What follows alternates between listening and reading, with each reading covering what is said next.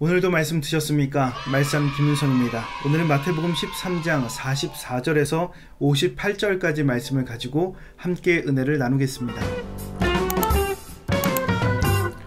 오늘 본문도 예수님의 그 비유가 이어집니다. 우리가 잘 알고 있고 그리고 찬양으로도 익숙한 천국은 마치 밭에 감추인 보화의 비유와 그리고 값진 진주를 찾는 상인의 비유가 이어지게 돼요. 이 두 비유는 같은 맥락에서 이해할 수 있습니다. 이 비유 속에서 알 수 있는 중요한 사실이 하나가 있어요. 그게 뭐냐면 바로 발견하는 거예요. 44절 말씀을 보십시오.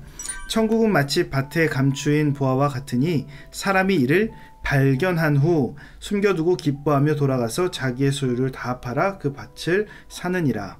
46절 말씀. 극히 값진 진주 하나를 발견하매 가서 자기의 소유를 다 팔아 그 진주를 사느니라. 천국은 보화를 발견하고 그리고 값진 진주를 발견하는 겁니다. 그러게 천국을 소유하기 위해서는 발견할 수 있는 노력이 필요한 거예요. 천국은 그냥 주어지는 것이 아닙니다. 발견한다는 것은 그것을 세심하게 찾는 태도와 노력이 필요하고 그리고 그것을 꿰뚫어 볼 수 있는 관찰력과 분별력도 필요합니다. 얼마 전에 오디션 프로그램 가운데 하나인 싱 어게인이란 프로그램을 봤습니다. 최종 우승자는 30호 가수였던 이승윤 씨에게 돌아갔어요. 이 이승윤 씨의 이력을 보면 한국교회에 존경받는 목사님 가운데 이재철 목사님이 계시죠. 100주년 교회를 담임하시다 은퇴를 하셨는데 이 이재철 목사님의 아들이 바로 이 이승윤이라는 가수입니다. 그래서 더 큰 화제를 몰고 왔습니다.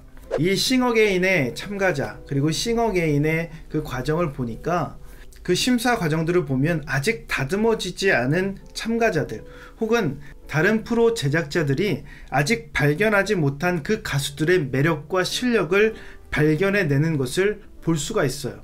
그래서 이 싱 어게인이라는 프로그램에 나오는 심사위원들은 그 가수들이 가지고 있는 값진 진주와 보석을 알아보는 그런 분별력이 있다라는 겁니다. 천국도 마찬가지예요. 천국은 누구에게나 열려있지만 아무에게나 발견되지 않습니다. 그 가치를 아는 사람만이 발견할 수 있는 거예요. 천국은 밭에 감춰져 있고 그리고 다른 진주들과 섞여 있습니다. 그래서 이 천국은 발견할 수 있는 능력과 분별력이 필요해요. 그런데 왜 우리가 이 천국을 소유하지 못하고 왜 발견하지 못할까요? 비유에 뒤에 이어서 나오는 이야기를 보면 그 답이 나와 있습니다. 비유를 마치시고 예수님께서 자신의 고향에 돌아가십니다. 그런데 이 내용이 왜 하필 천국, 하나님 나라의 비유에 이어서 이 고향에서 배척당하셨던 내용이 뒤에 이어서 나왔을까요? 바로 천국을 소유하기 위해서 필요한 분별력을 말씀해 주시기 위해서입니다.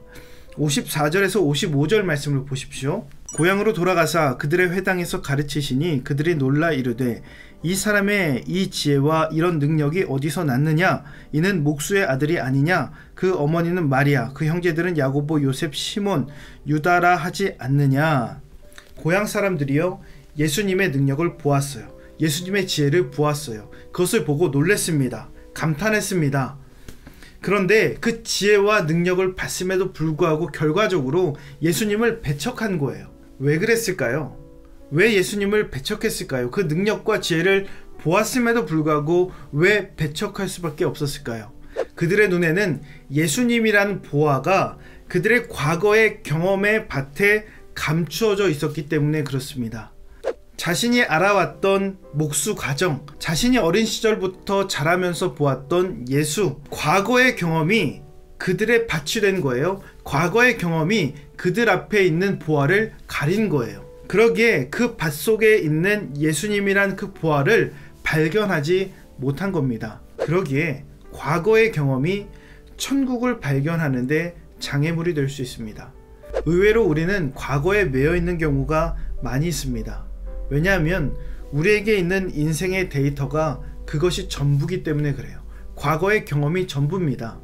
왜냐하면 우리는 미래는 알 수 없으니까요. 그러나 기억하십시오. 오늘 성경 말씀에 밭에 감추인 보화를 발견한 사람들, 값진 진주를 발견한 사람들은 자신의 인생에 쌓인 모든 데이터를 팔아서 그 천국의 귀중한 가치를 샀다라는 겁니다. 우리는 지금 무엇에 매여 살고 있습니까?